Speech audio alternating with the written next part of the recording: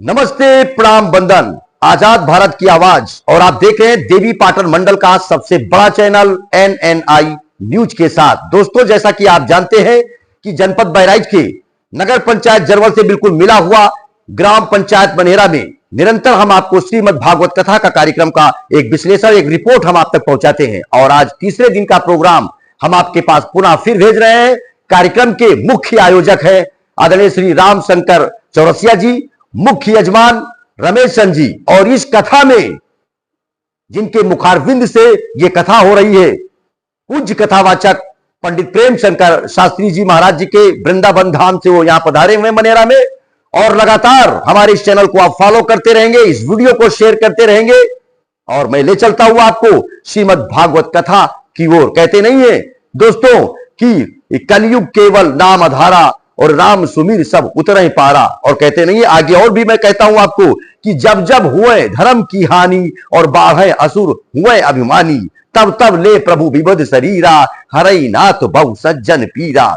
जब जब इस धरती पे अनाचार और पापाचार बढ़ा है, प्रभु भगवान ईश्वर ने अवतार लेकर के उन पापियों का दमन किया है। तो लगातार श्रीमद् भागवत कथा का श्रवण करने के लिए आप मेरे साथ जुड़े रहेंगे और मैं ले चलता हूं आपको श्रीमद् भागवत कथा की ओर। जय श्री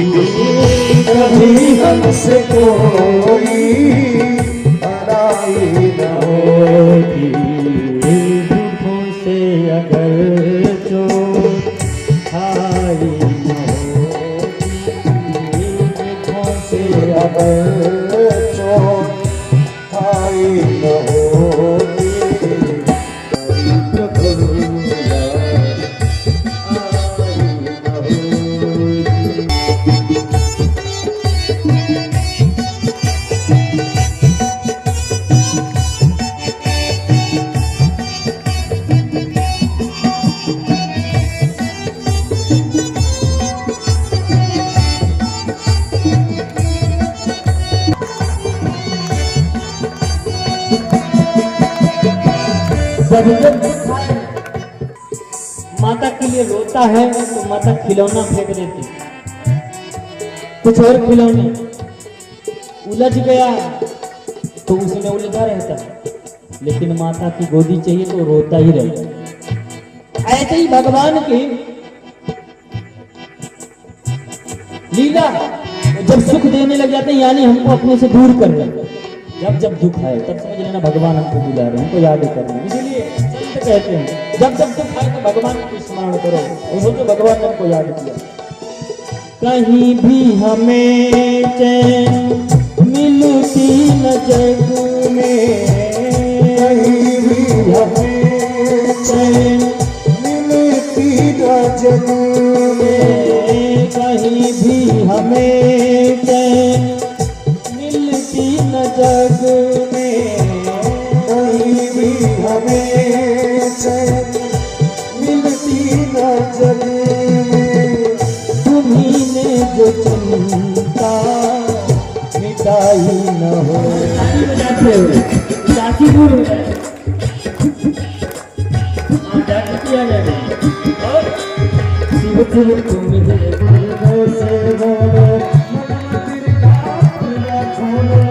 से बोलो बोलो मन मंदिर का पर्दा खोलो, कैसे बोलो मन मंदिर का पर्दा खोलो। तेरा अवसर खाली न जाए, मुझसे जपले नमः शिवाय, मुझसे जपले नमः शिवाय। तेरा अवसर खाली न जाए, मुझसे जपले नमः शिवाय, से जपले नमः शिवाय, नमः शिवाय, नमः शिवाय, नमः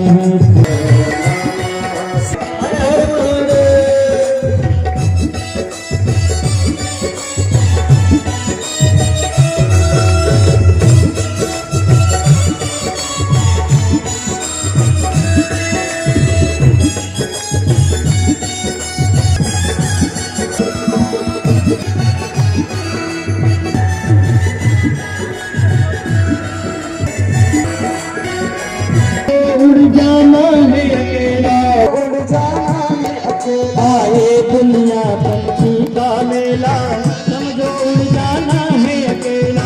ये दुनिया पंछी का मेला, समझो उड़ जाना है अकेला।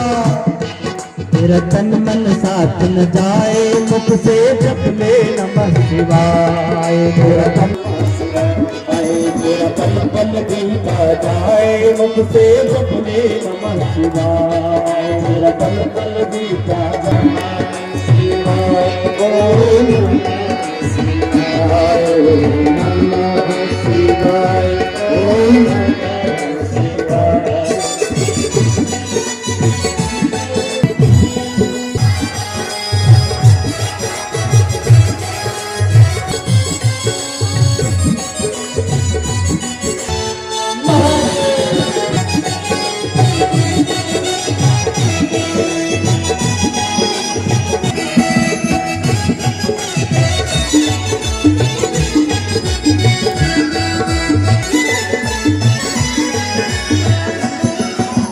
मुसाफिरी की मजबूरी होगी, मुसाफिरी जब पूरी होगी, चलने की मजबूरी होगी।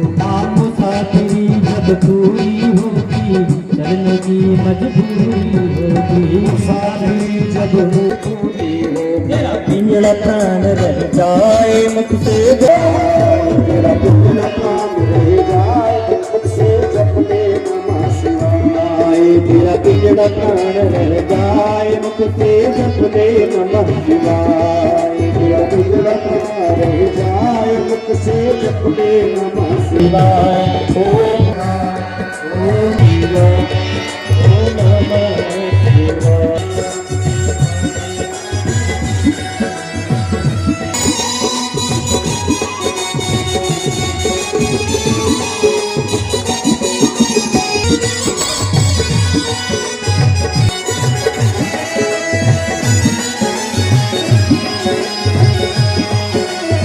हर हर महादेव।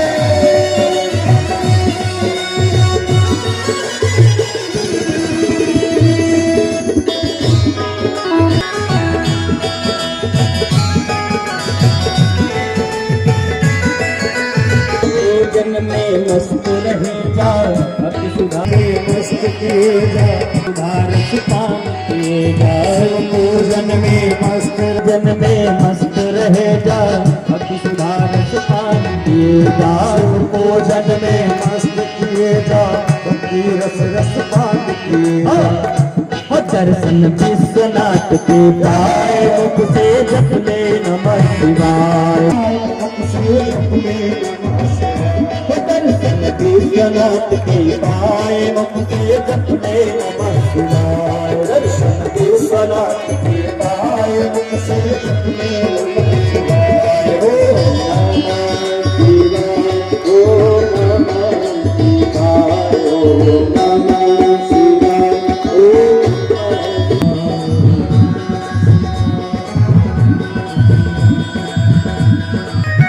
ताली बजाते हैं सभी लोग झूमने लगे।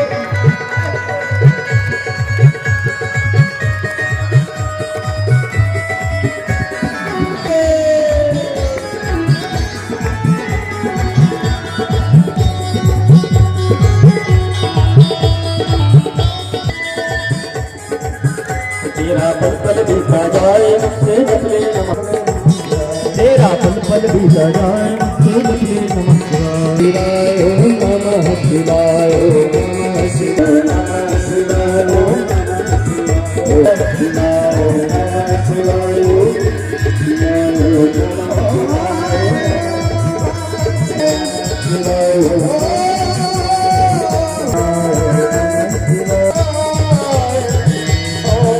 नमः शिवाय, ओम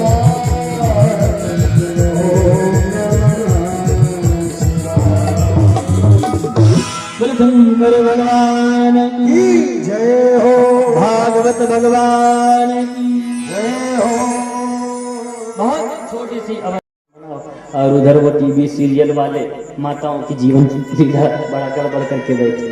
बोलो राधे राधे। टीवी सीरियल में बहुत बहुत विकृति पैदा कर दी। सच में बताऊं मैं, टीवी सिनेमा में पहले बड़े अच्छे अच्छे नाटक हुआ करते थे। अब तो देखने वाला भी नाटक नहीं, ऐसे ऐसे पहनावे आ गए, ऐसे ऐसे आचरण आ गए। उन्हीं को देख करके हम आचरण करते हैं। सुधरो, आज नहीं सुधरे तो कभी नहीं सुधरे, अभी नहीं तो कभी नहीं, ये ध्यान रखना। ये वही कला होती है। पिटती पत्नी बिकते जेवर, बदल शराबी अपने देवर। जहां वैश्यालय है वहां पर कलयुग का सुना। ये चारों स्थान राजा परिचार स्थान तो अच्छे दे दिए, लेकिन एक बात बताओ सारे, आपने मेरे अवगुणों को ध्यान में रखा। एक गुण अच्छा सा है तो एक कोई अच्छा सा स्थान दे दो जहां मैं अपने परिवार के साथ रह सकूं। अरे ड्राइंग रूम बना लूं, कोई मेहमान आए तो बैठा तो सकूं, ऐसे स्थानों में किसको बिठाऊं? कलयुग को स्थान दे दिया। धातु में सोना तो सोने में भगवान, कलयुग केशव, किसका स्थान माना जाए सोने में? तो संतों ने कहा देखो का स्थान उसमें माना। और जो 2 नंबर का सोना पहन के आते हैं, और 1 नंबर वाले तो पहन ही नहीं सकते, बड़ी मुश्किल से पेट पर पाल सकते हैं। बोलो राधे। हाँ, तो संतों ने इसका अनुकरण किया और समाधान दिया गोस्वामी तुलसीदास ने कि सब में दोष है। यहाँ पर प्रत्येक वक्त अन्न में महान, तो जो कुछ भी हो वो सब कुछ लाओ, कुछ भी बाजार से लाओ, वो भगवान को अर्पण कर दो, प्रसाद हो जाएगा, तो उसके दोष नष्ट हो जाते हैं। भोजन है तो भगवान को अर्पण करके धारण कर लो, तो उसमें से दोष समाप्त हो जाते हैं। तो कुछ भी आते हैं तो कलयुग के दूत घूमते रहते हैं। हमारे सामने तो कई घटनाएं हुई महाराज। हमारे एक मित्र थे, यही कथा की थी, गोरखपुर में चैन मिली उनको सोने की, और वहां से क्या सूझी कि चलो चलते हैं जयपुर, गोविंद देव का दर्शन करेंगे। हमारा जी के साथ ट्रेन में बेचारे सो गए, भागवत जी को अर्पण नहीं किया, सीधा लाए और सीधा व्यास जी को पहना। ऐसा भी करने से गड़बड़, कभी भी कुछ भी हो तो भगवान को अर्पण करके तब किसी को कहीं भी कुछ चला। पहन लिया, बेचारे जा रहे थे और रास्ते में सो गए, और कब कोई निकाल के ले गया पता ही नहीं। बोलो राधे। तो ऐसे तो कई ऐसे हम जा रहे थे लुधियाना गुरु जी के साथ कथा में, हमारे सामने ही दंपत्ति बैठे थे, लाहौरी एक्सप्रेस चलती थी, रुड़की की घटना थी, हमारे सामने ये दंपत्ति बैठा था किनारे किनारे। जब ट्रेन छूटती है तो लोग कुछ चलते भी चढ़ते हैं ना, हमें ऐसा हम देख रहे थे, हम आंखों की घटना बता रहे हैं। क्या हुआ पता ही नहीं, भगवान को अर्पण नहीं करो हो जाते हैं। तुम ही निवेदित भोजन करही नहीं, इसमें निवास दे दिया। चलो आज हम कहीं शिकार खेलने चलते हैं। एक स्वर्ण मुकुट रखा हुआ था, जो मुकुट था जरासंध का, जिसको जरासंध को मार करके लाए थे भीमसेन, वही मुकुट उठा करके परीक्षित ने धारण किया, और जैसे ही वो मुकुट पहना और मुकुट में बैठ गया कलिजुग। सोने का मुकुट था, अन्याय का था, बुद्धि विकृत कर दी, धनुष बाण उठाया और चल पड़े शिकार खेलने। जो बाप दादाओं ने कभी नहीं किया वो आज परीक्षित करने चल पड़े। ये कलयुग की ही प्रेरणा है। एकदा धनुर्द्यम में अविचरन् मृगयामने, और मृग भूख प्यास से व्याकुल होकर के सोचने लगी कोई आश्रम मिल जाए, तो देखा एक समीक मुनि का आश्रम था, वहां पर गए, प्यास की याचना की, जल की आड़ी, बोले नहीं परीक्षित को आज्ञा करो, क्योंकि बुद्धि बिगाड़ रहा था। ऋषि बैठा हुआ है कि कई राजा है, इनकी सेवा करनी पड़ेगी, इसलिए अभी मजा चढ़ाता है। कहते एक मरा हुआ सर्प पड़ा हुआ था झाड़ी में, उसी को उठाया तीर के नोक से और उस ऋषि के गले में डाला। ऋषि को कुछ पता नहीं चला, लेकिन ये लीला एक उनका शिष्य देख रहा था। उसने जाकर के गुरुपुत्र से कहा, श्रृंगी ऋषि, उसने कहा राजा परीक्षित आए थे और तुम्हारे पिताजी के गले में मरा हुआ सर्प डाल करके चले गए हैं। इतना सुनते उसको क्रोध आ गया और उसी का उसकी नदी से जल लिया हाथ में, और बोला राजा को इतना अभिमान हो गया कि संतों का अपमान कर रहे हैं, मैं उनको ऐसा साप दूंगा कि कोई उनको बचा नहीं सकता। उन्होंने मेरे पिता का अपमान सर्प से किया है, तो मैं साप देता हूं कि उसी सर्प का पूर्वज तक्षक आज से 7वें दिन उनको डसेगा। और शांति नहीं मिली तो वापस आया, दौड़ विलाप करने लगा। जब रोने की आवाज सुनी तो समीक मुनि की शब्द बता दिया, सनीक राधे राधे। तो महाराज सबसे बड़ा उसके ऊपर केस लगे। तो धर्म निरपेक्ष ही राजा होंगे, कोई धर्मात्मा राजा मिलना बड़े सौभाग्य से हम लोगों को मिलते हैं, और ऐसा परीक्षित जैसा राजा आपको ही नहीं मिलेगा जल्दी। और परीक्षित को तुमने ये साफ देकर बहुत गलत किया है। फिर क्या था महाराज, अब ये साफ वापस तो नहीं किया जा सकता, लेकिन एक गौरमुख नाम के शिष्य को बुलाया और कहा जाओ और राजा परीक्षित को सचेत कर दो कि आज के 7वें दिन तुमको तक्षक दसेगा, तुम अपना उद्धार कर लो। गौरमुख चला, इधर परीक्षित महाराज लौट करके आए, मुकुट उतार कर रखा। उनको भान आया कि जो हमारे पूर्वजों ने कभी नहीं किया वो हमसे आज हो गया।